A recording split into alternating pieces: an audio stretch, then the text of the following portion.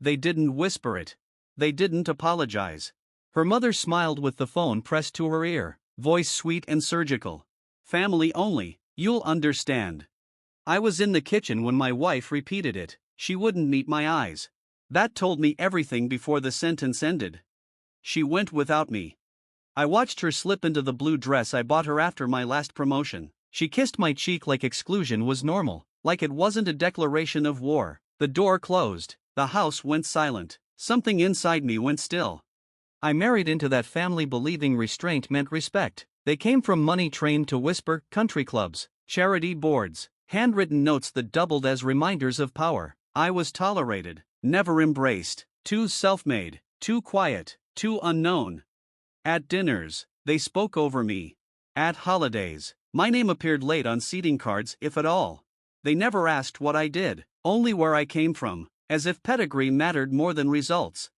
Still, I showed up, paid for trips, funded renovations, smiled, because I loved my wife, because I understood patience.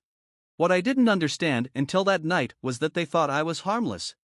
The engagement party photos hit social media before dessert. Crystal chandeliers, champagne towers, a banner that read family forever. My wife laughed beside her sister. I zoomed in. Her mother's hand rested on my wife's shoulder, possessive, territorial.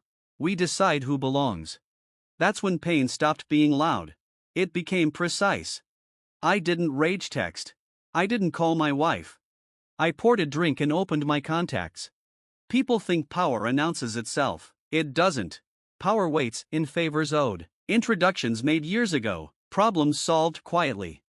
I started with the country club. A former client sat on their compliance committee. Years ago, I'd stopped a lawsuit that would have destroyed their insurer. I asked one question. He checked one file. Ethics clauses don't care how old the money is. Then the charity board. I'd structured 3 anonymous donations through a foundation they proudly advertised. I also knew where the reporting discrepancies were buried. Tiny, technical, lethal.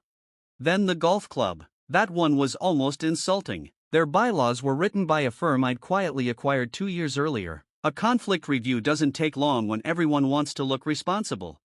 I slept well. By morning, the emails landed. Membership under review. Please refrain from public representation. Effective immediately. By noon, it was finished. No scandals, no headlines, just doors closing. My wife came home pale. Her phone wouldn't stop vibrating. 14 calls from her mother, 1 from her father. That was the one that mattered. They're asking questions, she said. What did you do? I looked at her, really looked, and realized she'd never asked who I was until it scared her. I made phone calls, I said. That evening, they didn't invite me. They summoned me. Their living room smelled like money and panic. Her mother spoke first, polish cracking. Her father stared like I'd broken an unspoken rule. Then the question they'd avoided for years landed in the room. Who are you?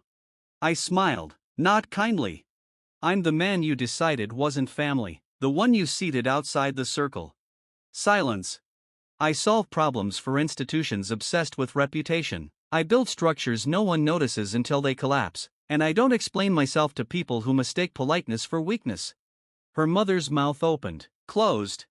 My wife stood frozen between us. I didn't attack you, I said. I removed myself and the support you didn't realize you were standing on. That's when understanding hit her mother's face. This wasn't rage. It was consequence. They asked for fixes, for calls back, for understanding. I shook my head.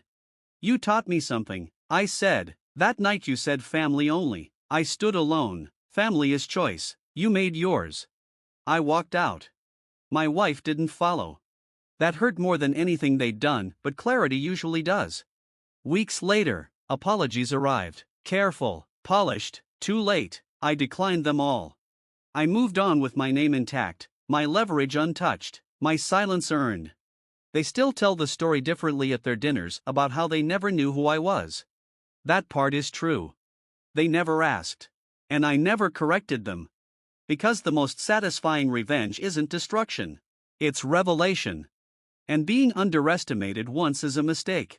Being reminded who I am is a privilege they no longer deserve.